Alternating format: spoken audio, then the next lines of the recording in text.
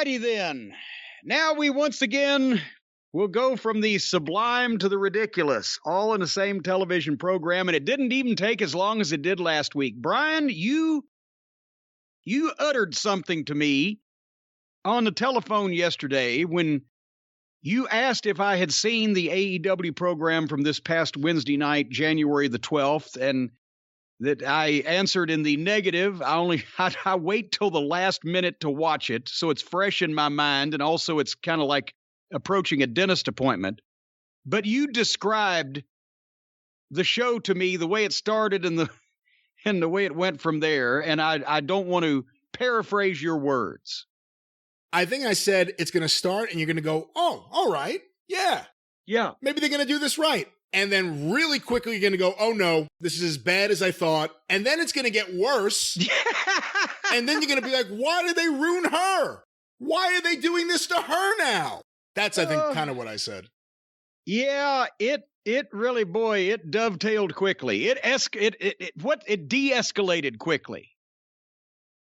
The show opens with Adam Cole and Bobby Fish and Kyle O'Reilly making an entrance and doing a live in-ring interview.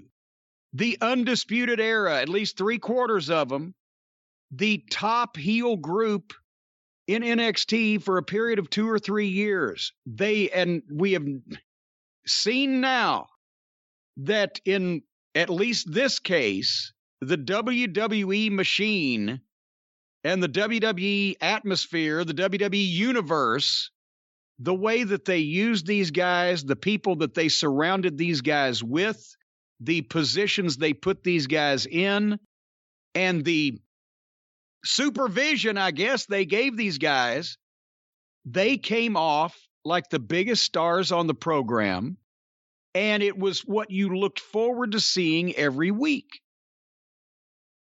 These guys come out, and I wrote here, okay, they may have one more chance to do this right. They announce they're reunited. They go on a winning streak. They make a difference, et cetera, in the programming. They show what they can do like they have in the past. And as soon as they say the words, it's going to be a new era in AEW, and make that announcement, everybody kind of popped, right? The Undisputed Era, even though they're heels, they're back together. Oh, Christ on a cracker. Here comes the Hardley Boys and Brandon Cutlet, and they interrupt and walk out in their pajamas with their own microphones, and they get in the ring and tell Cole and the rest of them, this is our company. We were the longest reigning tag team champions in AEW's history. Well, so was Vern Gagne in the AWA, and because that was his company. So you've just... These guys, they're either just complete idiots or they think they're so smart that they say stupid things. Their opening line, they lead with, this is our company, we run things, and then they try to say, well, and we're the longest running tag team champions in the history of the company.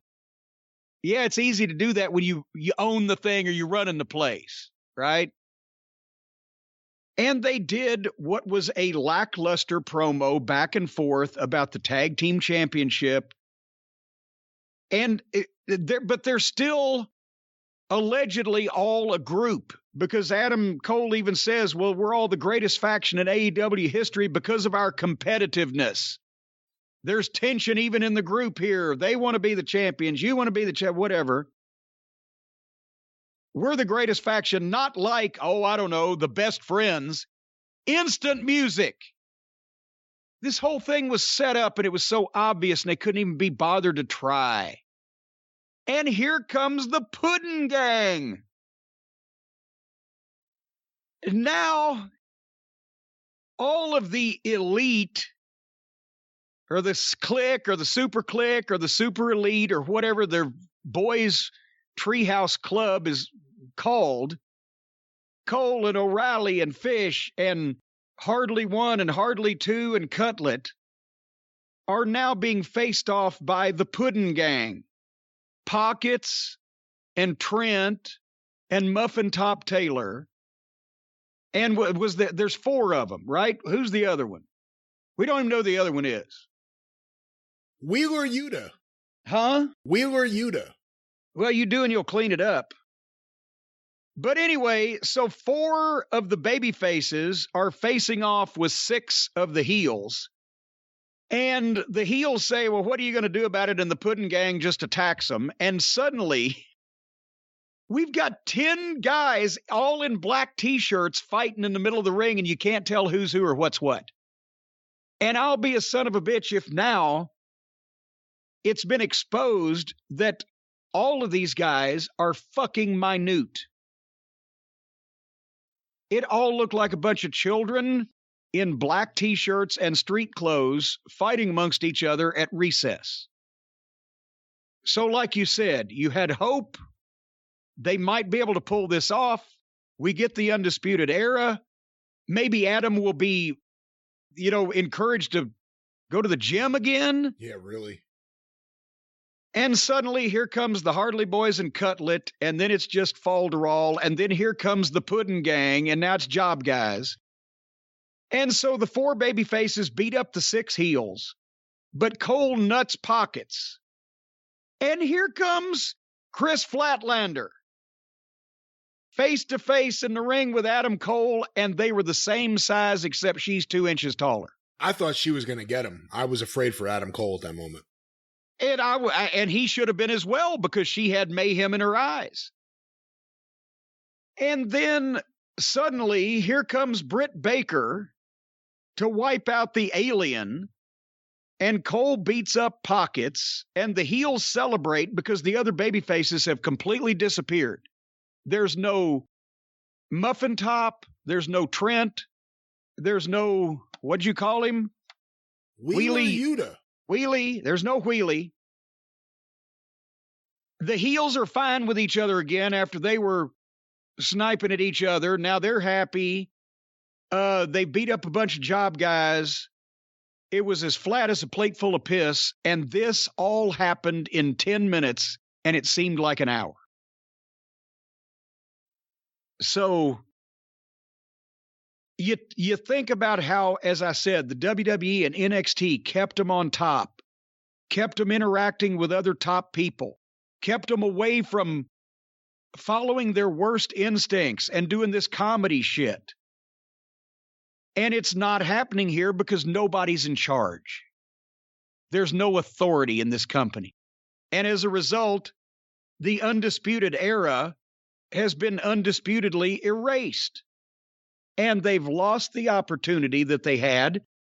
It didn't have the magnitude of if suddenly the 4 horsemen had gone in mass to the WWF in 1988, but they got a top group, top guys that had fought over the titles in another company that had looked like $1 million, that had been must-see television, and they have emasculated them, cut their nuts off, had them playing with goddamn children and doing silly shit. And now it's over before it started. Who gives a shit about the Undisputed Era now if all they can do is beat up the company mascot? And now Britt Baker, who's been over, they're fucking with her because they're put her in the middle of this shit because everybody knows she and Adam Cole are a thing, a couple. But now she's going to have to be involved in this. So is it obviously the Hardy Boys, old Matt and Nick, just like they did with FTR, they said, okay, here's a team coming in that is light years ahead of us in in-ring talent and in maturity and in experience. And we've got to bury them or elsewise it's going to show us up. So FTR was easier because they weren't even personal friends, and they knew exactly how to tell Tony Khan how to present FTR so that they would not get over and that they could get a win over them and then banish them and they'd never be seen in the same ring together again. This is a little tougher because Cole's a friend of theirs. How do they fucking cut his nuts off behind his back? So they've had to concoct some story that they've told Adam Cole, and he probably believes it because, like you've mentioned, they're friends. I'm sure Bobby Fish knows this is bullshit, and I'm pretty sure Kyle O'Reilly does too. And they don't want to be involved with the Puddin' Gang, but now they got no place to go. So the Hardleys will diminish Fish and O'Reilly. Has Fish won a match yet? I don't think so. They've diminished Fish and O'Reilly as a team by making sure they're working with the Puddin' Gang. And they've diminished the idea of the Undisputed Era as a group because they're still interacting with all of this foolishness.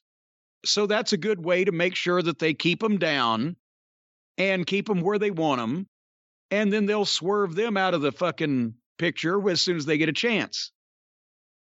You know that the one thing that the Hardleys have picked up on at this stage of the game is that all the talent that's coming in is better than they are. Is more experienced, is better trained, has better wrestling heads and minds, and they've got to do something about that. And because Tony doesn't know what the fuck he's doing because he's never done this before, he's more than willing to sit there and listen to the people that he thinks are experts. So there you go. Your thoughts on the Undisputed Era? Well, anything, as soon as the Bucks start doing their Christian camp thespian shit, it's awful. And right away, Matt Jackson, just please go with Cody to theater class one day. You're really bad at this. I think as soon as the Bucks came out, it took any of the steam out of this segment. Because right away it goes to really bad comedy. It may not be as scripted as WWE, but it's as badly timed and as badly performed as WWE content. The only one who actually impressed me in this whole thing was Kyle O'Reilly. He's showing more personality than ever before. He looks like a little bit of a badass. He shouldn't be with all these people. Bobby Fish too, but really Kyle O'Reilly because he's still young. Bobby Fish can handle himself. He could, if he wanted to, he could stretch Matt Hardy, Nick Hardy, and Brandon Hardy, not break a sweat. I think it's a mistake involving Britt Baker on this. You say everyone knows they're together? No. I mean, all of the people on the internet know they're together. How many of the fans watching the show know that they're together? We don't know. Unfortunately, we've established that the only people watching the show are the people on the internet. That's one of their problems. They can't present top talent in such a way to entice people to just watch this program every once in a while. They've only got the people that live their lives on these people's fucking interactions. I had a thought that you're going to be really pissed about. But I'm going to say it anyway, at the risk of pissing you off. But I'm watching Adam Cole there. I don't know why he keeps coming out like sleeveless. I don't think it's doing him any favors. But I'm watching Adam Cole there. And it hit me watching him. Even his promos to me have gone downhill. Story time with Adam Cole, yeah, I get it. The people like chanting your thing while you flip your hair, yeah, I get it. But I don't believe what he's saying. He comes across as just doing shtick now. Remember what we said? We said that Adam Cole's interviews in NXT, the one thing you could say is he looks like he means what he says. And now he doesn't anymore. Do you think that even though he's having fun with his friends, he knows that this is horse shit and he's not going to be a major singles wrestling star like he thought that, like everybody thought he would be? I think he wants to get his money, hang out with his friends, go home with his girl, and play video games. That's honestly what I think. But what I want to say is what you were going to... What's happened to anybody's fucking gumption? Well, there are good video games. But what I was going to say that I thought would piss you off, I'm watching Adam Cole and it hit me. Here you have a guy smaller than everyone. Not just small in terms of size. There have been tiny wrestlers in terms of height before. John Silver's on the roster. He's like 5'4", but he's got arms. Like he looks like he goes to the gym. Adam Cole is none of that. And he kicks out of everything. He does everything. Tell me why he isn't the male Riho. Oh, God. Seriously. Well, Riho is smaller than everyone to the point where you're like, this is ridiculous. Kicks out of everything. It's the same thing as Adam Cole. It's ridiculous. He's out there doing his promo. He's going to do this. And I'm like, looking at him like, you're 175 fucking pounds. I'm not trying to insult him as a person, but there's no one in wrestling that I look at and go, oh my God, Adam Cole would destroy this person. I mean, it's ridiculous. Well, let me ask you two things. Number one, the question you asked, I think the difference between Adam Cole and Riho is if Adam Cole starts wearing lace doilies around his wrists and ankles, there wouldn't be any difference at this point. But can somebody send or tweet? There's got to be a picture of Adam Cole from NXT 2 years ago looking like a fucking athlete. He's never been a goddamn Lex Luger, but he had to look like an athlete or we would have seen it before now. And compare that with a modern day picture of the incredible shrinking Cole side by side.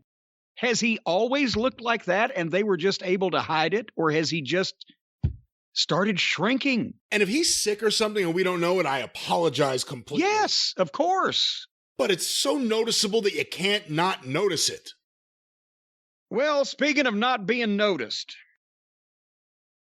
the one sure thing, Brian, the one sure thing, the one person we know ain't going to disappoint us, the one person that we know is always going to deliver, the one person that we know everything is going to make sense, Wardlow with MJF versus like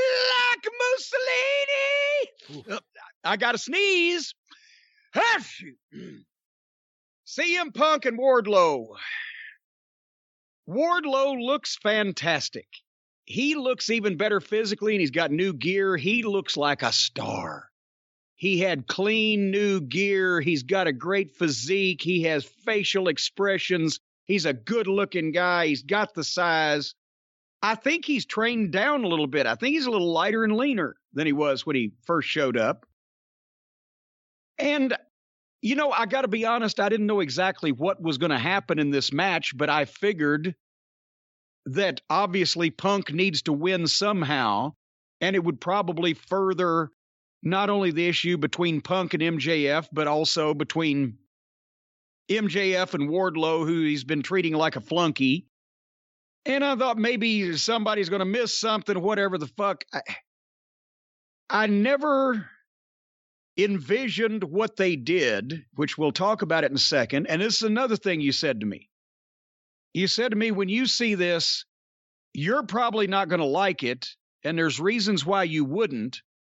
But at the same time, when the entire program is over with, you're going to have to look back and admit that this is the only thing on the show that made any kind of point. And you are right on both accounts. The first one that I didn't like of Punk's little efforts here. And it wasn't a bad match. Nobody did anything wrong in terms of the execution of thing. It wasn't very long. Punk was putting Wardlow's size over. He's bigger and stronger, so Punk would sell for him. And when Wardlow would go to the power bomb, Punk would roll out or get away. And they went through a break. And he got some heat on Punk, and Punk was trying to fight back, but the guy's too strong. Finally, Punk makes a comeback with the clotheslines. And again, I see the point. I see the goal here, what they were trying to do. I think there was too many clotheslines that Wardlow wouldn't go down for. He'd rock, and finally Punk came off the top with a clothesline, and he took the bump. Wardlow took the bump. There was a lot of them to get to that point, but still nothing to be upset over. And then Punk gives Wardlow the running knee in the corner, boom, and he stops there and he flips MJF off because MJF has been a pain in his ass at ringside. And Wardlow catches him and comes out of the corner and power bombs him. And then picks him up and gives him another one. And now we're into the deal where Wardlow's been doing that every week. He'll give somebody 4 or 5 power bombs and beat him with the foot on the chest. Well, in this case, they start picking up on it and they start getting into it, but he gives CM Punk 5 power bombs. And then MJF jumps up on the apron and says, "Don't pin him, give him some more." So then he gives him another one and another one. Now we're up to 7. And MJF is going wild on the floor and Punk is selling. And then MJF clears off the dreaded ringside table with the black tablecloth on it and tells Wardlow to powerbomb Punk through the table, and he does. So there's 8 power bombs, the last one through the table. Referee Aubrey does the slowest count ever. Remember the first 2 months of AEW, Brian? We said, well, that Aubrey, all the other referees are dish rags. But Aubrey looks like she's trying. She's trying to have authority. She's got a good game face. She looks active. That went away quickly when all the matches degenerated into fucking indie spot fests and all the referees were buried. But she gave a slow count. Punk is crawling towards the ring. And he makes it in and beats the count at 9. And let's stop here. 8 power bombs with the last one through a table, and you get back in the ring. I'm sorry. I don't care who it is. I would have even been on the train with him. I'd have been riding in his back seat if he did 3 in the ring and 1 through the table. But we went so far. And Punk beats the count, and MJF is telling Wardlow, powerbomb him again. And now Wardlow is fucking looking at MJF like, oh, Jesus Christ. All right, he goes to pick Pump up. He goes to pick Punk up, and Punk small packages him 1, 2, 3. And Punk sells, and Wardlow's pissed, and MJF is frustrated and yells at Wardlow. And Wardlow bows up at MJF, and Spears comes in and calls him down. And Spears and Wardlow leave. Besides the fact that this was too much, now the issue seems to be Wardlow versus MJF, not MJF versus Punk. And it didn't hit right with me. What'd you think? And I kind of knew that was going to be a reaction. That's why I said what I said to you before you watched it. Let me do positives first. Regardless of layout or the fact that Aubrey Edwards takes 5 minutes to count to 9, I think Wardlow did really well in this. Yeah. And I'm not just talking about what he did. Look at his face. Look at the way he's moving. The frustration he shows. I think MJF at ringside, how did you watch that not want to smack him? And Punk, as far as selling that he's a veteran wrestler getting his ass kicked, I believed it. I thought he was about to get pinned. I didn't realize where they were going to go. I said, oh my God, he's really getting the shit kicked out of him. It was almost like the Vader destruction of Inoki in Japan when they debuted Vader, to where people are just like, shit. That was quicker. That was quicker, and it started a riot. So, I mean, not exactly the same, but I think it went on too long. I also think I had the same reaction or a similar reaction to you. I wouldn't have done the table spot only because you're doing way too many table spots on every show. If you hadn't seen one in a why month, risk your top guy when everybody else is getting hurt doing them? Yeah, I'm against doing things when they've been done nonstop. I mean, we'll talk about how they did the same match in 2 segments in some ways, back to back. But it took a long time, and it seems like they're certainly setting up. I'm going to guess Wardlow Spears and then Wardlow MJF once they finish MJF Punk, because we don't get rematches in AEW. It looks like they're going there. I don't know how imminent it'll be, because they've done the thing with Wardlow and him, and then they've stopped it and they've started it. It's been a long-term tease. Wardlow has a slow fuse. It's sped up since they put him with Spears. It seems like he's getting more and more frustrated by the week. If you had to hang around with Spears, wouldn't you be getting frustrated real quick? But look, to the overall point, not perfect. The layman and me would have done it a little differently, but I liked it. I enjoyed it because at least it told the story and it was coherent. And the rest of the show is the problem. And we've said it before jokingly. Why can't the booking of this segment be the booking of the whole show? What's going wrong? What's the hitch in the system? You know, and that's with this segment, you can argue or discuss the psychology of it. And, well, would I have done, how many power bombs would I have done, or would I have done the table or whatever? But you see it makes a point, even if it might have been the wrong point, even if it might have got people too into MJF versus Wardlow before we've had MJF versus Punk. But at least you can discuss it rationally. Most of the rest of the segments on these programs, there's no positive spin you can put on them. They just suck. So, like you said, at the end of the program, I realized, even if I didn't like it, it made a point. And you said something earlier. By the way, no one insulted you. Everyone treated this the way it should be treated, despite Spears' outfit. But Wardlow looked like a star. I mean, this was like something that would have worked. These people would have worked on Raw when Raw worked. MJF, Wardlow, CM Punk, they seemed like main event wrestling personalities. Wardlow really impressed me here. Like we said, it's the rest of the show typically. And we didn't even have Bryan Danielson this week. So that really sucked. And it really took anywhere from 20 minutes to 45 minutes of good wrestling out of the show. But I can't complain too much. And from week to week, this is the one thing that's coherent on that show, MJF and Punk. And we'll see if that goes into MJF and Wardlow. Do you think that they were watching the Terry Gordy, Ted DiBiase Georgia tape when they came up with the pile concept drivers of this, the pile drivers? I don't know. I mean, I would think, based on stuff I've read, it seems like MJF may like wrestling history. I think I've read stuff with Punk where he says in the past that I'm sure he likes wrestling history more than a lot of the current stuff I would guess, actually. But who knows? I mean, there's a lot of different things. I saw someone point out, Bret Hart, the way he was selling the power bombs from Wardlow was very reminiscent of Bret Hart, the way he would sell being defeated and beaten down. Well, here's what I was going to say. The reason for that is because I remember, and what was it, 1981 or was it 1980? I believe it was 81, I want to say. 81. Yeah. Freebirds in Georgia, they were the reason why people would drive 30 or 40 miles, me being one of them, each way to see cable before everybody had cable, because the Freebirds were on TBS, Georgia Championship Wrestling. And that show where you had Ted DiBiase, you had all the fucking major NWA stars, you had Ric Flair, whatever.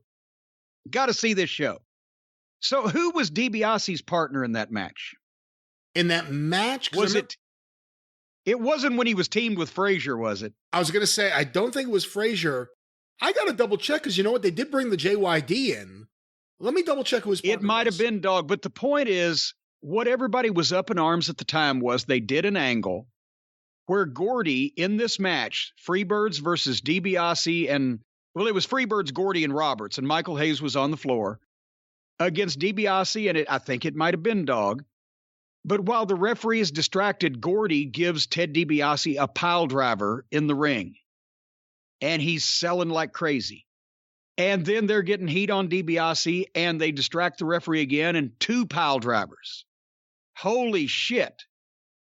And then they boom, boom, boom, and then they distract them 3 pile drivers. And now the girls in the TBS studio are screaming at the top of their lungs to break glass because they think that DiBiase is about to die. And then that's when it happened. They chuck him out on the concrete floor in the studio, and they draw the referee's attention, and Gordy gives DiBiase the 4th pile driver on the concrete floor. And that's when he goes into twitching convulsions, and he's laying there and he can't get up. And then some of the other baby faces, I can't remember what, because they kept saying, Gordon Soley kept saying, the referee is not aware of what's happened to DiBiase. The referee would stop this match if he had seen what they had done to DiBiase. And finally, a bunch of the baby faces just ran out and fucking stopped the match after that pile driver on the floor. And they went to break. They came back. They had called an ambulance. They had a real ambulance, and they called a real EMT crew into the studio. And you saw them putting DiBiase on the goddamn wheelie stretcher and taking him out. And that was not only one of the most memorable TV wrestling angles on any show of the era and had everybody talking about it, but there was also consternation among the very small amount of smart fans in the country at that time, and guys in the business going, what the fuck were they doing? 4 pile drivers, it's bullshit. It's unbelievable. And they were well done pile drivers. Gordy had a great pile driver. DiBiase knew how to sell them. They looked good. They looked like something you didn't want to take. But at that point in time in the wrestling business, people were conditioned that if you were pile driven once, maybe twice, you're going to the hospital. This was 4, and one of them on the concrete. And of course, he did go to the hospital, but there were people in the business saying, that's bullshit. They're going too far. They're going to set up unrealistic expectations amongst the fans and or, cause us to have to fucking kill ourselves by going too far. It was a debate. It was a well-done angle that put heat on the issue and got the Freebirds over even more, but it was also controversial in the business. Here is double that amount of a move, including one not just on the concrete floor, but through a table first. But the guy, instead of riding an ambulance to the hospital, he crawls back in the ring and does a small package. Other than the small package, he was selling nonstop. There was no point that CM Punk jumped up. And I hate that we have to give a disclaimer, but so many guys don't sell anything. He at least sold it like he was dead. Yes. Except for the roll-up. And that's why I'm saying DiBiase did the same thing. And it was great to watch on TV, and people traded that tape like crazy. And oh my God, I've seen 15th generation copies of that fucking tape. People were so anxious to get it, but it did provoke the same amount of conversation that this is. Was it too much? And was it unnecessary? And you can see it either one of both ways. So it was well done, a little too far. But speaking of a little too far, I have been begging and pleading and screaming, why don't we ever get to see Powerhouse Hobbs? Where's old wonderful Willie Hobbs? Willie Hobbs ain't been on TV in weeks and weeks and weeks and weeks and weeks. So finally our prayers are answered, Brian, and they bring Willie Hobbs to TV so they can beat his ass flat in the middle of the ring. Before you say anything, and I'm probably not going to disagree with a lot of it, you want to talk about someone who looks like a star right now? Forget about potential. He looks like a star right now. Yes. What a badass. And that's exactly what I'm saying. It's Willie Hobbs, Powerhouse Hobbs, against Dante Martin. Because Tony does not have the experience and or the eye to determine, and he doesn't know how this shit works. They may have gotten him in the ring and let him take a couple bumps to, have fun. They took Dante Martin, who's has the potential to be a star babyface in a couple of years, and matched him up with Powerhouse Hobbs that looks and acts and has the ability to be a star right now with a fucking push. And they bring him out of obscurity and let the kid that's half his size beat him 1, 2, 3 in the middle of the ring. Because Dante can jump high. I'm not knocking Dante Martin. I've said he has freakish athletic ability. He can jump and he gets hang time. And you can see there's something there and the people like him. And he's desperately trying and succeeding to get rid of his coma face. He had some facials in this match. He acted like he was mad. He didn't just act like he was a medically induced coma patient like normal. But all the marks, including our Booker of the Year, are thinking, well, Dante, because he can jump. He's green as a pepper tree. His strikes and his basics, he's only 20 years old. He's a project to bring along. He's not as far along in the ring as Hook is, but he's a project to protect, bring along slowly. They had him in a tag team. That was a good place to put him and keep him warm without putting all the spotlight on him. Now he's out there on his own. It's 2 years away, if not longer. Hobbs is ready now. He's a grown, adult, badass-looking guy. You can tell he's got the working ability to work his style that suits him, and he's got facials, and he's got attitude. You could give Dante Martin a push now, and you will have a bunch of green matches. You can give Powerhouse Hobbs a push now, and he could produce in the ring with any experienced veteran, and they'd be good matches, and it would get over. But Hobbs is only seen whenever Haley's Comet flies by, and poor Dante, before he's ready, is being put in a position of being on TV every week, and there's going to be more flubs and more swings and misses than there are hits at his stage of the game right now if they keep putting him in singles matches. Anyway, they had a jump start in the aisleway, and then did you see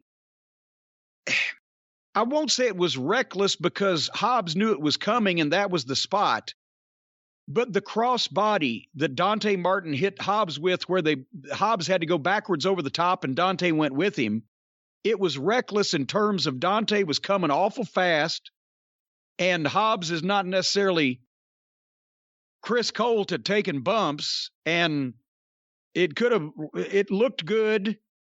It could have been worse with the injuries they've had lately. He just hit it and they went. But then Hobbs returned the favor with that spine buster on the floor. And I don't know why you need to be doing spine busters on the floor. As transition spots. Anyway, Hobbs got heat on Dante. Dante is not a natural seller.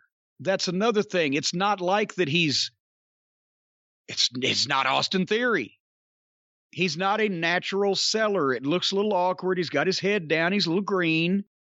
He'll get it eventually, probably, but Hobbs kept in control, but he had to give Dante some things, and for one, that Dante's strikes need work.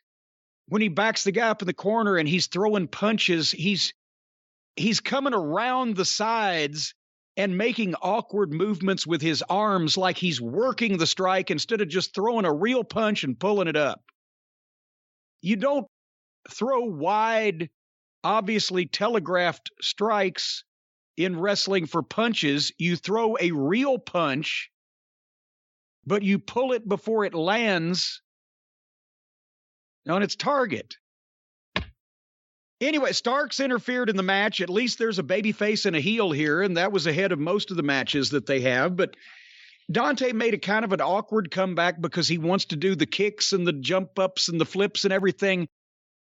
And maybe he needs two-stage comebacks, because the comeback that everybody wants to see after a babyface has had heat put on him by the heel for an extended period of time, they want to see the heel slip on a banana peel, give the babyface an opening. They want to see the babyface come to his feet and realize that he's got a chance to get retribution and see that in his eyes. And then they want to see the babyface punch the heel in the face a few times and give him a couple of bumps like you're in a fight.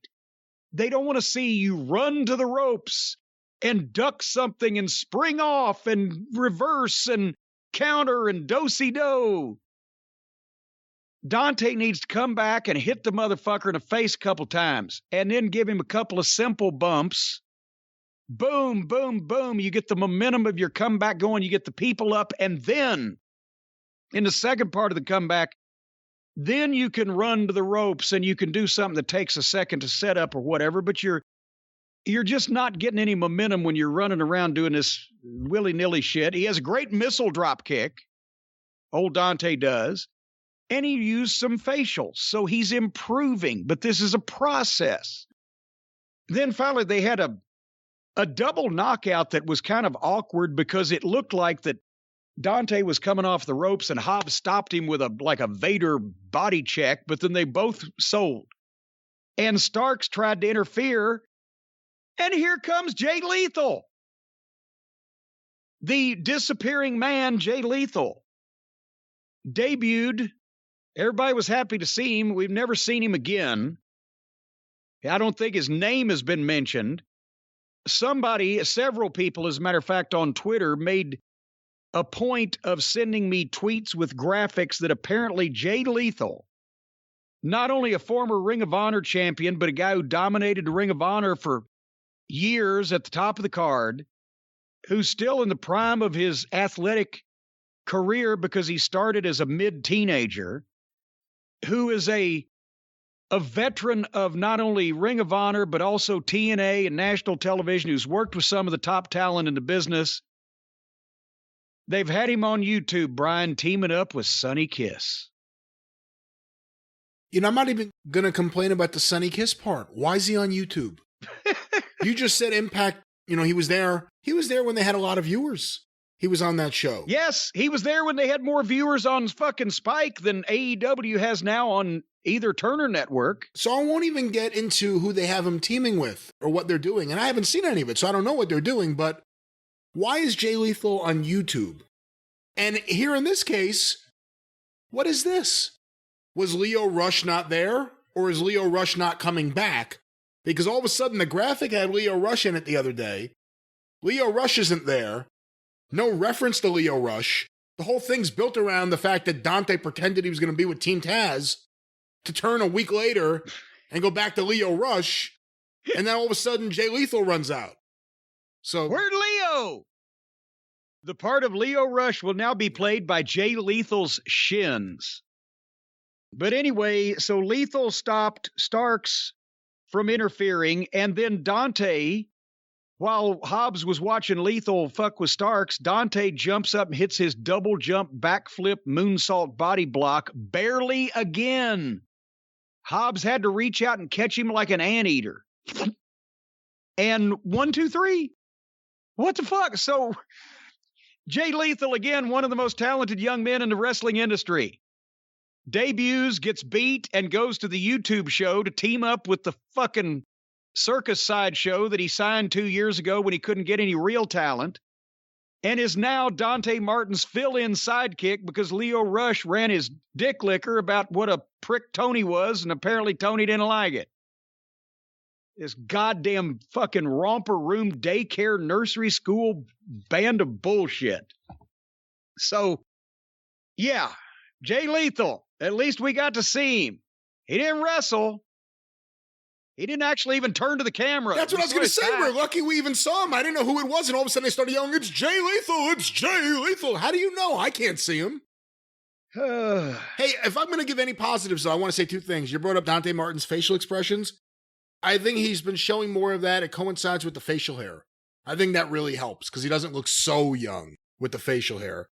And I just want to once again reemphasize, go back and watch Powerhouse Hobbs. Big mistake to me to have Wardlow Punk right before this because it was too similar, I think. That big guy just destroying not that Punk's a small guy, but he's smaller than Wardlow. Too similar. I would space these out. Have this later in the show, not right after a similar match, but for someone we don't get to see that often, sometimes it's just brooding during an interview.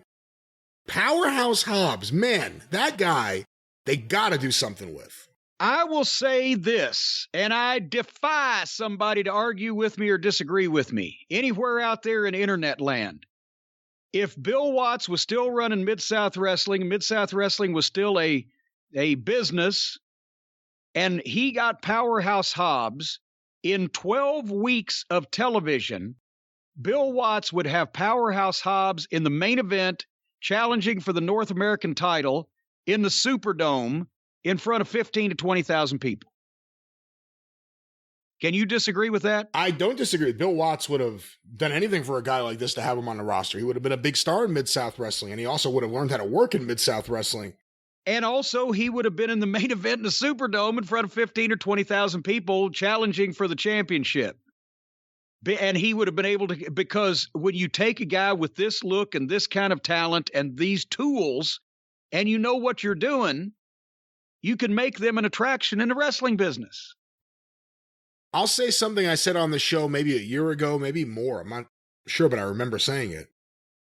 I'll take Powerhouse Hobbs' future over Jungle Boy's future. Oh, yeah.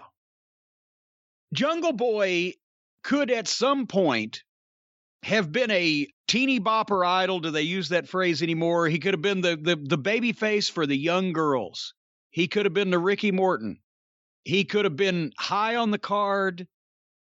A guy that doesn't ever win the world title, obviously, but wins big matches from time to time, but sells and gets sympathy and has roadblocks put in his path and somehow eventually overcomes them and gets the last word on whatever heel. And you could keep him high on the cards for a long time. He'd be a big baby face, sell a lot of merchandise, never be the world champion. But that time, as we mentioned, is rapidly running out because he's never pushed that way. He's never been focused on. He's got a goofy, klutzy partner, and he has the, comedy trampoline matches where all they do is gymnastics, and the time for him to be able to learn how to be that Ricky Morton babyface or that Ricky Steamboat babyface or whatever underneath babyface is running out. But no, Hobbs, you can see Hobbs on the main roster in the WWE when it was good. You can see Hobbs in main events in any wrestling promotion and without too much pretending. So his future definitely, I'd take that over Jungle Boy's, but Jungle Boy would have had a good one too. If anybody had got a hold of that kid that could put him in a training program and had fostered him from the beginning and taken these 2 years and pointed him in that direction of that incredibly sympathetic underneath babyface, instead of just another guy with a goofy looking partner doing gymnastics. Speaking of a guy with a goofy looking partner, Officer Barb Brady interviewed Chris Jericho and the Dinner Circle, except for Sammy. Sammy wasn't there. And they're cutting promos on Daniel Garcia and 2.0. I remember all those times where the Nation of Domination always cut promos on Kai and Tai, don't you? Eddie Kingston comes in and he wants Garcia. He's mad at Garcia too. But he's also not happy with Chris Jericho because Kingston says Santana and Ortiz, because remember, they used to be friends because they're all from New York on the streets or whatever. And Kingston's been in about 16 different groups. They won't leave him a set of friends. But Santana and Ortiz, according to Kingston, are not the World Tag Team Champions because of Jericho. And that's a perceptive thought because remember last week, after that bloody, stinking, rotten tag team title change between the Lucha Brothers and Jungle Boy and Dino Douche, the match had the stench of grisly death on it all the way through. It was rotten. Then they hospitalized the one Lucha Brother, and they had all the teams come out on the stage to look at the new champions. And that's Brian. I said, have you ever seen a worse tag team division in any promotion? I mean, like backyard championship wrestling from Cleveland, had Joe and Bill and his brother Tom as their manager. But a real company with a worse tag team division, I don't think has ever existed. And when we were naming all the teams, we forgot about Santana and Ortiz. Because since they have been Jericho's flunkies in his group and maybe have had one tag team match in the last 6 months on television, they've been mostly forgotten about, haven't they? They're never used as a tag team. Every now and then a multi-person match. I don't know what they do on YouTube, but I would have been using them a lot more and a lot differently. And I think some of what Eddie Kingston said, while certainly for performance, there's a lot of truth in it. And I also think the difference in promos between Eddie Kingston and Jericho here were night and day. One guy was very, very real, and if the other guy had been too, it would have really made this something. Well, but Jericho couldn't be real because then he'd have to admit, yeah, everything you're saying is true. I've buried all these fucking guys to keep myself over. But that Santana and Ortiz, can you imagine a long multi-match program with Santana and Ortiz and FTR? Santana and Ortiz wouldn't be like the Lucha Brothers. They can work like Americans. They can get it. They can have matches. They haven't been given the opportunity. So, and there was another team that we completely forgot about also, and I'm trying to remember now who it was because I've forgotten again. But they show you 2.0 and the Lucha Brothers and Jungle Boy and Dino Douche and and we're going to see the Acclaimed later on, and Private Party. At least we don't have to watch them on TV anymore. But these rotten, outlaw indie-style tag teams, and the ones that they have that can go, you never get a chance to see them. Oh my gosh, I'm sorry, I forgot, because the Hardley Boys are in charge of the tag team division, and they don't like competition.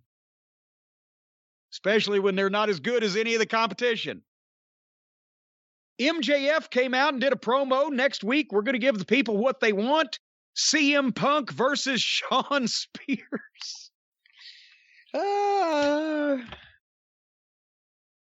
Did you notice after that, Brian, that back in the back, again now, together, the Hardley Boys, Bobby Fish, Adam Cole, Kyle O'Reilly, Britt Baker's in there too, and now they're all together and they're talking about the Puddin' Gang and the people that have wronged them, so they've forgotten about their inner turmoil.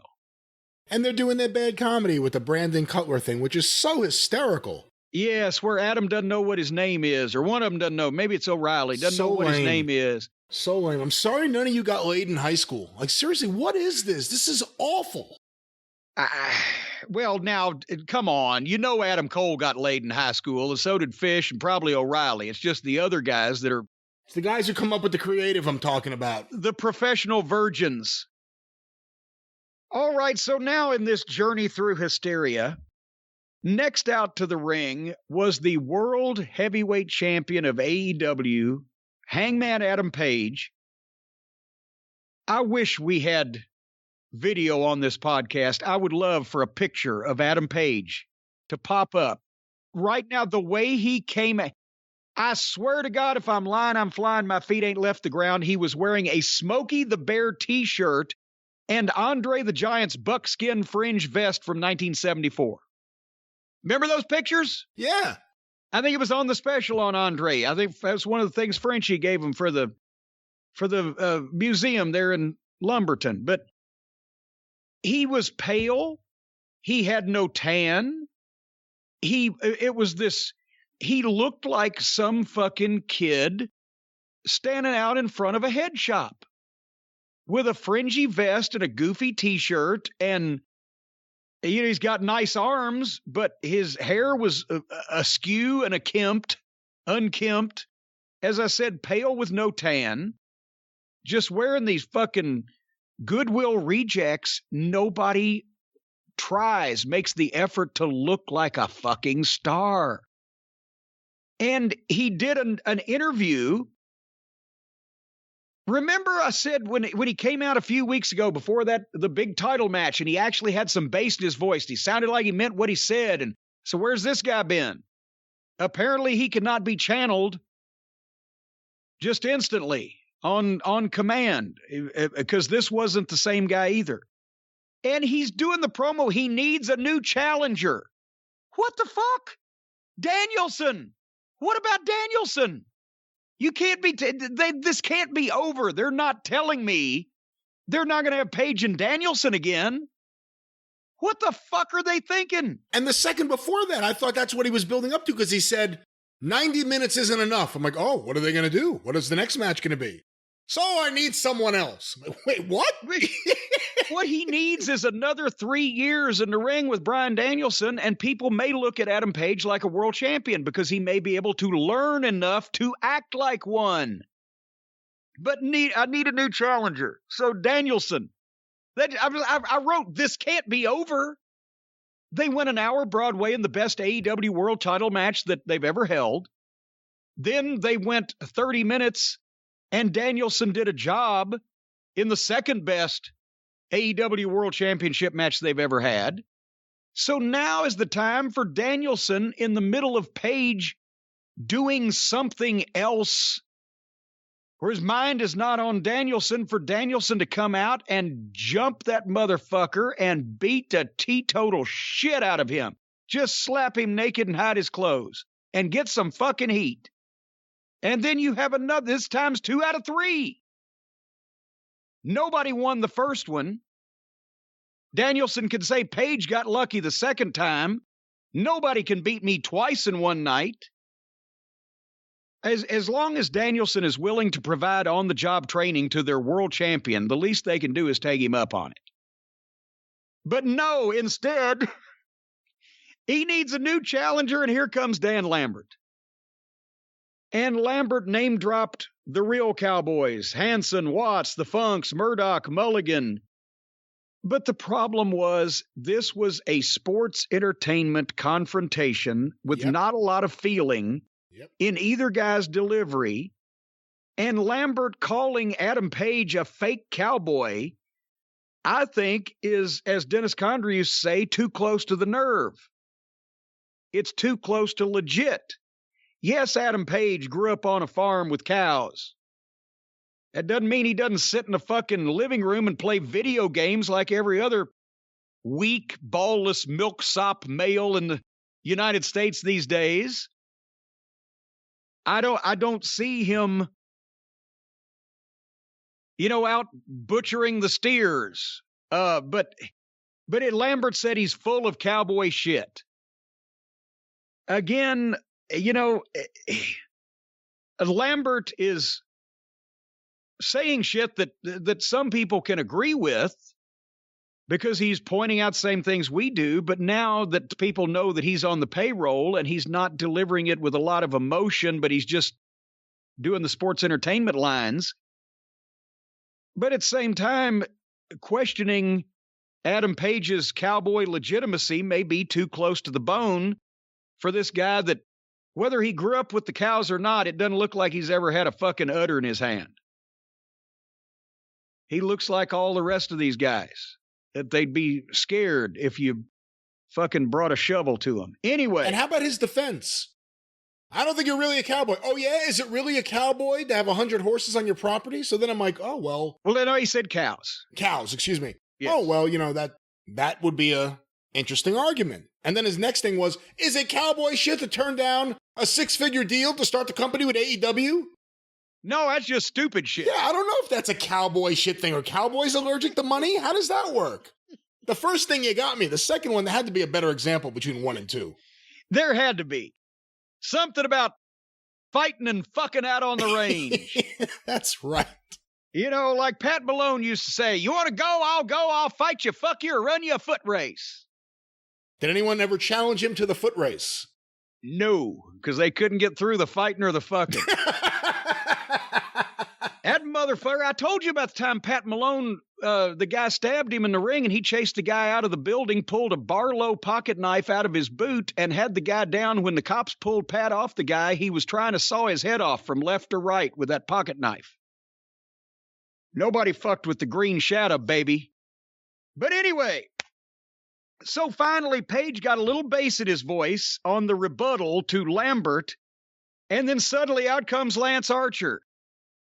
Thankfully, he's okay after he landed on his head and almost broke his neck. But he grabs Lambert like he's not going to put up with this type of talk from Lambert and suddenly attacks Page and beats the shit out. So Lance was a babyface when last we saw him and he was being managed by Jake Roberts. But now he's obviously a full-fledged heel and is at least involved in some way with Dan Lambert. And we don't get more Danielson versus Page. Apparently, we get Page and Archer. Now was the time again for Danielson to get his heat back. Good God. But are we looking forward to Page and Archer? No. And I mean, everything with Lambert. He's still teasing a thing with him and Cody. Him and Brandy just almost had a fist fight on TV. No one gave any, by the way, not one comment. How dare Dan Lambert be ready to fight Brandy? He was ready to fight her. Is chivalry dead? But Dan Lambert is minor league. I'm not even talking about him as a person, just the on-air character and the delivery and who he's involved with and everything he's done. This is not something that should be on this show. This is minor league. I know the guy was in Impact. This feels like Impact. This is cringe-worthy stuff. And Adam Page doesn't do himself any favors. And we've been questioning on this show for a few weeks whether or not he feels like a world champion. I don't feel it. And when you see him come out there in that outfit, does he feel it? Does he feel that's the way he should be representing the title? He could not look in a mirror the way he was dressed and say, I need to go out on national television looking like this and represent this company as the World Heavyweight Wrestling Champion. It's just they either don't know or they don't care. And because no one's in charge, there's nobody to tell them. I mean, look at the announcers. Poor Jim Ross. They've just given up dressing for television. It looks like they just came in from a picnic. But anyway, that's the problem. What's the old saying? You don't dress for the job you've got, you dress for the job you want. It's not only the dress, but it's the attitude. It's the way you carry yourself. Adam Page is not a world champion. Somebody needs to help teach him how to be one if he's going to be put in that position. And apparently nobody is. If they are, he's not listening. But he looked like I said, a guy hanging out in the parking lot of a head shop. Or just when you see Adam Page in his tights having a match with Bryan Danielson, that looks major league. That was major league. That looked like a completely different program from what you'll see on the WWE, that action. But when you see Adam Page standing in the ring in a Smokey the Bear t-shirt and Andre's old buckskin fucking vest with no tan, no vision of success or money or power or confidence or anything, he just looks like a fucking outlaw guy standing there, and he's got to get out of that mindset because he's not anymore. He's not supposed to be. He's supposed to be in the big leagues now. We're not doing the indie shows. Speaking of indie shows, next week we're going to have one, apparently. FTR gets to appear on television next week. Guess who their opponents are? Shoddy Lee Johnson and Brock Anderson. So now suddenly, and Arn's out there with Brock. Brock appeared once for a 2-week deal, set it up and have the match. We've never seen him again. Did we see him again? Was he in a multi-man match somewhere at one point a few months ago? Or we saw him on Rampage, or he was somewhere against Malachi. That's what it was. Okay, that's right, because he got the shit kicked out of him there. We've seen him twice. He got his ass kicked at least once. There's old Shoddy Lee Johnson. He hadn't been around for a while. Arn's with them. They're a team now, I guess. FTR and Tully walk in, and Tully and Arn do the majority of this promo. Tully tells Arn, drop those guys and join us. It's his fucking son. What? I don't think Tully expected to be successful with that offer. Hey, hold on. What did Tully say to Ole Anderson to get Ole so mad? If you just weren't with that snot-nosed kid, we wouldn't have a problem. There you go. He's consistent. Get away from your kids. Tully advocates getting away from your kids. Only if you're an Anderson. Only if you're an Anderson. But anyway, they did a canned sports entertainment verbiage challenge, asked and answered for next week on a backstage pre-tape. And Tully and Arn shake hands in a menacing fashion. Again, FTR is the best in-ring tag team in the world. Why are they wrestling a guy who's had 3 fucking matches and another guy who's not got out of the prelims? And the most interest in this is the 70-year-old man talking to the 62-year-old man about what they used to do 30 years ago. And then here came Hikaru Shida. And I'm like, okay, it's Serena Deeb against Hikaru Shida. Shida ain't Riho, and Deeb is great. I'll watch this. When suddenly Serena Deeb comes from behind in the entryway with a kendo stick and whacks Hikaru Shida's leg and beats a piss out of her on the floor. And then gets in the ring, and the referee says, okay, Hikaru, you ready to go? And they ring the bell and start the match. And what the fuck? I'm done with this one. So I fast forward this because what the fuck, stupid. Apparently Serena tapped her with a single leg Boston Crab and then wore her out with the kendo stick again. And I wrote, this show will not end and everything is an angle, which means there's no angles. Jungle Boy and Dino Douche and Christian Cage were in the back speaking or trying to speak when suddenly the Dork Order came in with a challenge. Why are we still looking at the Dork Order? And aren't they baby faces? Because now Jungle Boy and Dino Douche are baby faces and they're the champions. So the baby faces are challenging the other baby faces while FTR is wrestling job guys. This doesn't make any fucking sense whatsoever. Matt Hardy was in the ring with Private Party. And boy, howdy, the big news, Rebby Hardy actually got on camera holding at least 2 of her spawns in her arms.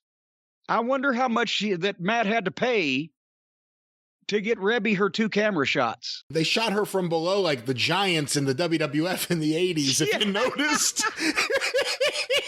I wondered why that toddler was 6 feet tall. Oh, my God. But she was happy because people paid attention to her, and that's what it's all about. And then Matt Hardy's going to have a single match with Penthouse of the Lucha Brothers. And I said, oh, hell no. Oh, hell no. And I'm going for the fast forward button. And I was captivated because they immediately started the match with their goofy hand signs and whatever that is that Penthouse says that the people chant, Zero Mito. And then Matt Hardy would go delete. And then Penthouse would go Zero Mito, sticking his fingers in the air. And then they did the stupid overdone glove bit where he takes 15 minutes to take his fucking glove off. And they didn't touch each other for 2 minutes. Then they did a couple of weak, bad spots and went to the break. And when they went to the break, so did I. And I didn't come back until the match was over because I saw the blackout. So I hold on back up. Apparently, Penthouse won with the pile driver and then started doing a promo. Who the fuck knows what he said? Nobody but Alex, because Alex translated it. But then the lights went out. And when the lights came back on, Malachi Black was in the ring and he wiped Alex out with a kick. So let's examine this. Matt Hardy, the heel, with Private Party at ringside, who are also heels, but also with his wife and babies at ringside, and that doesn't really make you a heel, unless you know Rebby personally, wrestled a babyface member of the Lucha Brothers who has a heel manager who translates for him. And once that the babyface Lucha Brother with the heel manager defeated the heel wrestler with the other heel wrestlers in his corner, then the lights went out and Malachi Black, another heel, was in the ring and wiped out the heel manager and then got in a fight with the babyface Lucha Brother. But here came Griff Garrison and Brian Pillman and Julia Hart, who are still mad at Malachi Black for missing Julia with the mist. That's right. So now Griff Garrison, who Pippi Longstocking's illegitimate stepbrother, and Brian Pillman Jr., who has been the victim of booking malpractice, and Julia Hart, who's just adorable, along with Penthouse, all the 3 baby faces are kicking the shit out of the one heel Malachi Black until Julia Hart tells the 3 baby faces to stop. But it was never explained why that she wanted them to stop when Malachi Black is the one that tried to blind her. But fortunately, we didn't have time to find out because the lights went out again while they were all standing there trying to figure out what they were supposed to be doing. And when the lights came back on, another fat, tattooed up indie guy in embarrassingly brief trunks for that physique was in the ring and beat up all the baby faces.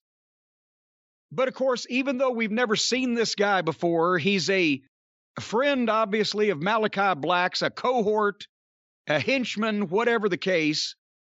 Excrement within 30 seconds had revealed his name, what his and Malachi Black's team nickname is, and what his background is,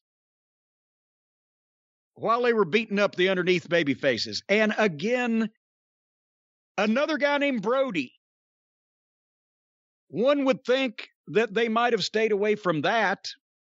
But, Brian, what do you think of Brody King? I've heard that people say, oh, he's a great worker and he was in Ring of Honor. I've never seen him, but Jesus H. Christ, can anybody look any more indie and outlaw than this guy with all the fucking tattoos over the white, fleshy, fat skin and the pudgy physique? He's the poster boy for an outlaw wrestler. I've actually, to the best of my knowledge, not seen him before, so I can't really talk about what he's done previously. I think he has teamed with Malachi Black, maybe even in Pro Wrestling Guerrilla, which would be why. Oh my gosh! Which would be why Excalibur would know who he is, because, oh my God, that's Brody King! Let me just real quick, and I know you like Jim Ross, and I'm happy that he's getting better. They should fire all 3 commentators and start anew. The commentary team is awful. Shivani adds nothing, and now it's become a fun thing where I sit back and wait to hear what he's going to jump in with. It's never anything. It's the most insignificant commentary in the history of wrestling. Words. Excalibur is so bad. And I know there are guys who like him, and I know there are people who like him, and he knows the moves, and he's friends with a lot of the guys. He knows a lot of Japanese words. Nobody gives a fuck what all the when you go that deep with the name of the moves, nobody gives a shit. But even beyond that, even if he knew all the moves, he's a horrible lead announcer. He's a horrible lead voice for a wrestling company to hook a fan in. He's horrible at it. And I'm sorry, Jim Ross is checked the fuck out. Jim Ross doesn't mind shitting on anything. He is dressing like you said, okay, I'll just go to the arena now. Yeah. I think you need a whole new commentating team. And I know it won't happen. Excalibur's there for the long haul. Shivani too, probably. But this is I think JR has got to, at some point, how much can you go through also? He's been going through the cancer treatments and traveling in a pandemic just to sit there and look at this shit. And you know he doesn't know what to say half the time. And he doesn't want to get any on him. He's trying not to just come right out and tell the truth. Because every time he does, he pisses off the Young Bucks camp. I completely understand it. I completely understand it. But beyond the commentary, which I think is just a show-wide problem, and at least on Rampage, do something better. Because that sucks too, but the commentary sucks. I hate the lights out thing. Enough of that. Every single time this guy's going to be able to control the lights, and now he has a friend and he can control the lights with his friend too? Come on. There has to be a better way to do this that isn't lazy and tiresome. I hate to use that Kevin Dunn word, tiresome, but when I use it, there's a meaning for it. We've been seeing this lights out shit forever. At least this week, the lights didn't go out for no reason and come back on again and never be explained because they just made a fucking mistake. Like they did last week. That's right, the main event. That's right. The main event, the light just went out and came back on and everybody continued. And JR was like, well, the lights are going off and on too much, in my opinion. I don't know if we needed another tag team like this right away, if they're going to be a tag team or just 2 singles guys doing things, but Malachi has really cooled off for me in the last little while. And the more I see of him, the more he cools off. And the more I see of the spooky shit, the more I wish he would go back to Raw. We'll see what happens with Brody King. I can't judge him because I've never seen him. Overall, I wish there was a moratorium on tattoos and wrestling for the next 5 years. No one's allowed to get another tattoo. He's out there in trunks. He's pale white. He's fleshy. He's a big guy. In a decent-looking outfit, he might look good, but with the tattoos covering most of his body, it just makes the part that's only flesh look more pale, and he looks like some fucking outlaw guy, because every outlaw wrestler in the history of outlaw wrestling over the last 20 years wears black, has tattoos all over him, not a very pleasing physique cosmetically, and fucking everybody makes over him because, oh, he did a Uranagi. Anyway. They all do Uranagis nowadays. Uranagi's. And Uranakani's. We found out in this next segment that next week, this is a match already we know, folks, that we're going to be skipping. Chris Flatlander and our little dog Pockets in a mixed tag team match against Adam Cole and Britt Baker. So now Britt is swirling the porcelain bowl alongside her soulmate in wrestling purgatory. Hey. And what? At least Cole's going to be in a match with 4 competitors that are all the same size. Well, there you go. Actually, Statlander's bigger. They had 3 girls in the back.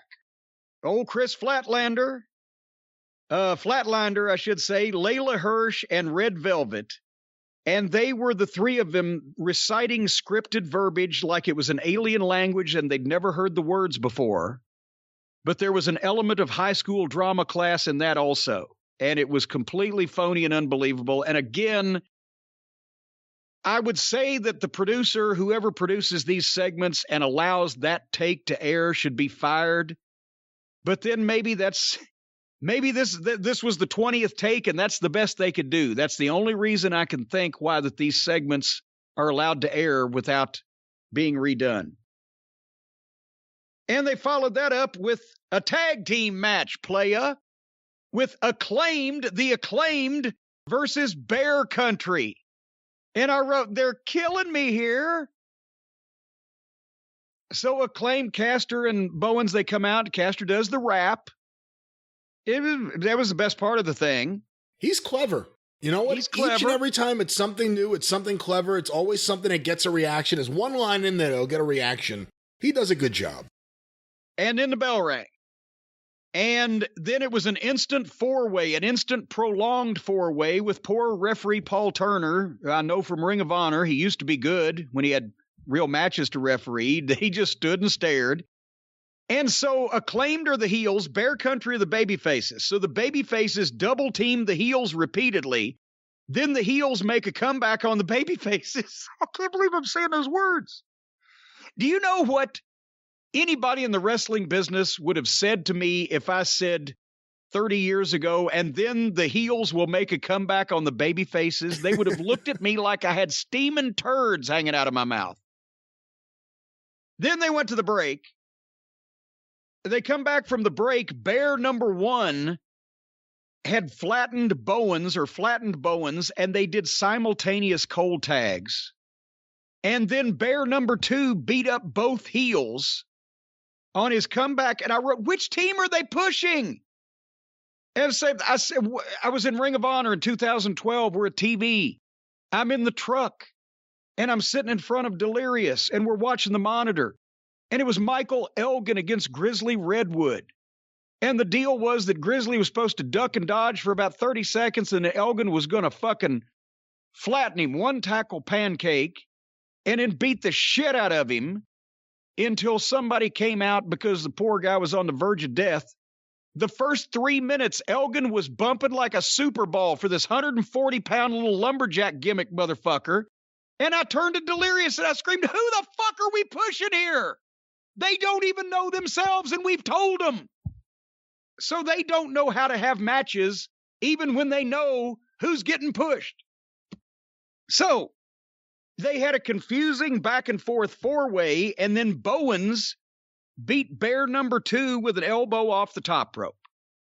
And that looked nice. Okay.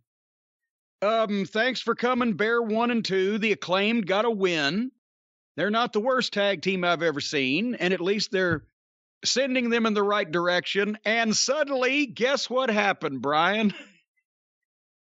The lights went out. God damn it. And it started snowing. And here comes Sting with a baseball bat, walking in a blasé fashion down the entryway. And there's the heels, the Acclaimed, fucking going, oh shit. And then suddenly Darby comes from behind and does the dive out of the ring onto one of them. And now the heels just beat the baby faces 1, 2, 3 in the middle of the ring, legal without cheating. But now more baby faces have come down to use a baseball bat and an attack from behind to beat up the heels that just won the match, negating the previous 10 minutes of television. Did I encompass that correctly? I think so. Bear Country hasn't been for me yet, although they just randomly pop up on TV at random times with no build-up. It's just, here's a team that you're supposed to know. The Acclaimed have a lot of potential, and Max Caster a size, And if we're just going to count rapping ability, which seems to be his primary thing, good on the mic. Bowens is good size too. Bowens has size and he's in shape and he's got fire. I like them. I wouldn't have had them go this long and I wouldn't have had them have this match. And then, boy, Sting, what a badass, huh? See the ultimate badass? It's just Bear Country. You got to have underneath tag teams, right? Bear Country are obviously visually heels. They're big and they're burly and they're hairy and they're bigger than all the little guys, so they're heels. So why are they booked against a heel tag team? And then when the fucking heel tag team beats these guys legally without cheating, then other baby faces come down, attack them from behind, and use a baseball bat on them and negate their win on television by leaving them laying there. This is not booking. This is just making shit up. And it's shit that doesn't make any sense. And I'll say the Acclaimed, again, they're not the greatest. I'm not saying they are. They could use more time in the ring, and I hope they get it. But they're fresh. They feel fresh. You know what I mean? Like, they don't feel like something we've seen before, even though we've seen rappers before. They feel fresh. I would have had them do something quick, let alone the Sting Darby thing, but why have them in a match with these guys that goes this long? It's not productive. Well, speaking of productive, it's like when the doctor asks, is your cough productive? Yeah, I'm getting a lot of fucking shit up in my throat over this program. We now go back to Tony Schiavone and Matt Hardy in Private Party. And Matt, after his match, and he got dropped on his head earlier, and he's all verklempt, and he said, something has to change. And here comes Andre Olio in and said something. Because we obviously don't know what the fuck this guy is saying, because he cannot formulate in any language a coherent sentence that you can understand. But apparently it was something about wanting to make a deal with Matt Hardy. What the fuck again is going on with the... He's another guy they brought in, and he's the most boring guy on the show. They keep giving him promo time. Not only can you not figure out what the fuck he's saying, but nothing he's involved in makes any sense. This is so bad. And it's like a rib. Let's find the best tag team in the business and let's not put them in the ring. Let's find the worst excuse of a fucking piece of shit like Pockets and let's put him on every week. Let's fucking have the baby faces attack people from behind. Let's have the heels win clean. Let's have the guys that can't say suey if the hogs had them do a promo. And let's let everybody do exactly what they're the worst at. And I will go ahead to the main event. This ain't going to take long. The main event on this TV program was for the interim TNT TV championship. I guess TBS champ. Well, wait a minute. No, TNT. But they were on TBS. Correct. Anyway, the interim title, because you always have an interim title, as somebody mentioned on the internet, when a guy's going to be unavailable for a week to 10 days. Sammy Guevara against Daniel Garcia. And since they can appoint an interim TNT TV champion, I can appoint an interim AEW reviewer, which is you, Great Brian Last, because I gave up and turned this fucking program off. Did I miss anything? It was all right. The crowd, we could talk about the crowd in a moment, they were what they were. Jericho is at ringside. Jericho's so counterproductive to everything he's involved in at this point. He's right off Raw. Everything he's doing would work perfectly in the WWE. It feels fake and lame, and that's kind of what he is right now. I think Daniel Garcia shows a lot of potential, especially if he puts on some size.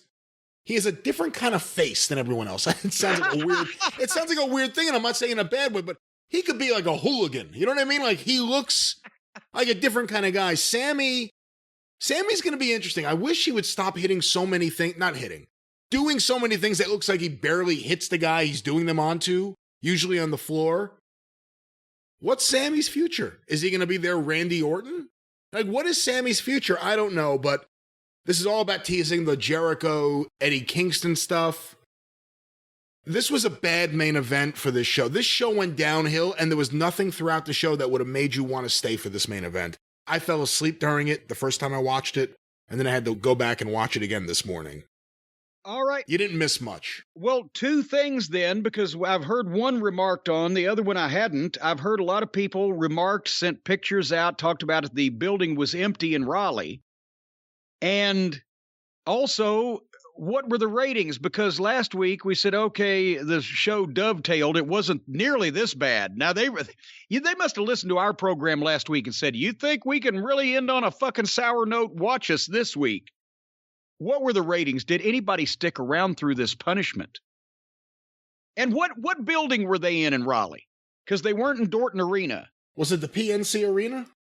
Well, see, all these buildings are new. When I used to be in Raleigh every week, Dorton Arena maxed out at about 8,000 people if every seat was filled in that big floor area. And that's probably the biggest wrestling crowd that I ever remember hearing about in Raleigh. I don't know, maybe the WWE in one of these newer buildings has done a bigger crowd. We didn't hear about it, but Raleigh through the years it was always a good solid town and usually did pretty good, but Charlotte drew the big crowds at Charlotte Stadium or the Coliseum, Greensboro Coliseum. Charlotte's only 160 miles from Raleigh. Greensboro is 70 miles from Raleigh. You got Fayetteville is close by. And all those towns ran regularly. So Raleigh was never a place where you went to the bigger building or did a special bash show because Dorton Arena couldn't handle the crowd. We sold it out a couple of times, not normally. So Raleigh was never a major city for drawing big crowds, but how big was this building? Because you shouldn't go into Raleigh expecting more than 5,000-6,000 people. I am going to look it up right now. The PNC Arena in Raleigh, North Carolina seats for ice hockey 18,680. Jesus. And for basketball 19,722. Well, good. Then hello to those 12,000 empty seats. I mean, they just bit off more than they could chew. But then the feedback from the fans and some of them being pissed was because all the guys were they put all the people across from the hard camera so you could see them on TV, obviously, and all the talent that did in-ring interviews were talking to a completely empty side of the building with their backs to the paying customers.